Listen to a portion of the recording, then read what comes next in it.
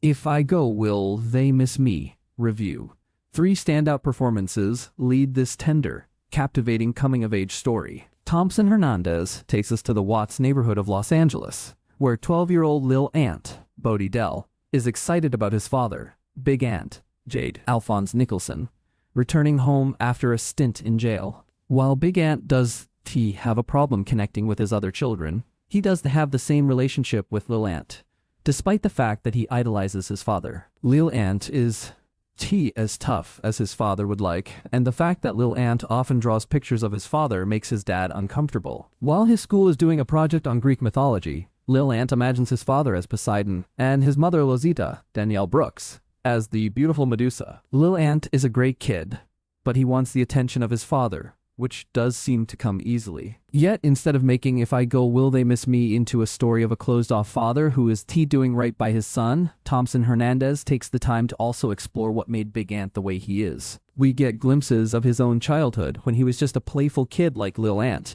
and how one bad decision set off a chain reaction of negative choices that continue to haunt Big Ant to this day. Through Big Ant's flashbacks, we see just how easy it can be to lose one's innocence, and how hard it can be to let that overcome you. As we watch Big Ant's story, Thompson Hernandez makes us hope that even though Lil Ant has a good head on his shoulders, he won't also fall down this same path as he tries to impress his father. Throughout If I Go, Will They Miss Me, Thompson Hernandez effortlessly adds various fantastical facets into this very honest portrayal of growing up in this environment. Thompson Hernandez handles this balance quite well, never going overboard with the imagination, but also having these two blend together in really beautiful ways. For example, in one moving scene, Big Ant finds that his son has made giant cardboard wings and a Pegasus for a school project, and with no one watching, Big Ant wonders at these creations, even putting the wings on and flapping them a few times. Occasionally, we'll see Lil Ant's imagination on display, which shows how he views his family members,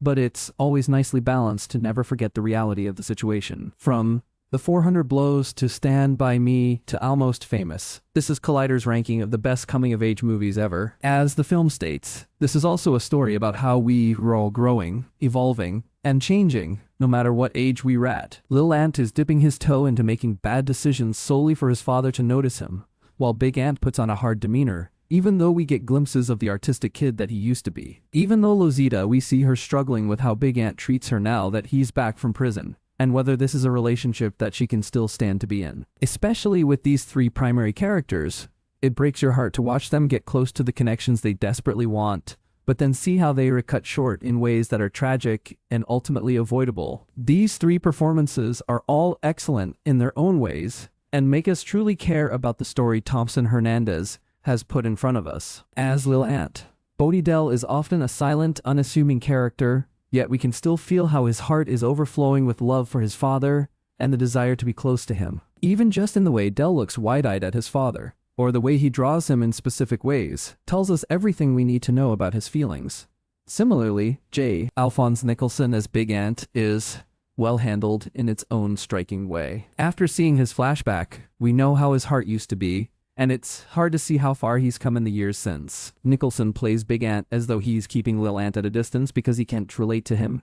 Yet we know that likely he's keeping him at arm's length because he relates far too much with him and sees his own childhood in Lil Ant's eyes. It's a devastating performance that is never simple or straightforward. As one would expect, Danielle Brooks is also wonderful as Lozita, who has to be the thread between these two, struggling to understand why each of them is acting the way they are. There's an inherent warmth to the way Brooks plays Lozita, and an understanding that her son may never get the love that he desperately craves from his father. She's trying her best to keep this family afloat and bring love into both their lives, and it's often a thankless job. Brooks excels at making us feel this kindness that she exudes, but also the pain when she gets hurt in the crossfire. If I Go, Will They Miss Me is a powerful, moving, coming-of-age story from Thompson Hernandez that shows that we are always evolving, for better or for worse. While it's not his first film, If I Go, Will They Miss Me is a commanding presentation of what Thompson Hernandez is capable of as a filmmaker, who we hopefully are going to see much more of in the future. If I Go, Will They Miss Me premiered at the 2026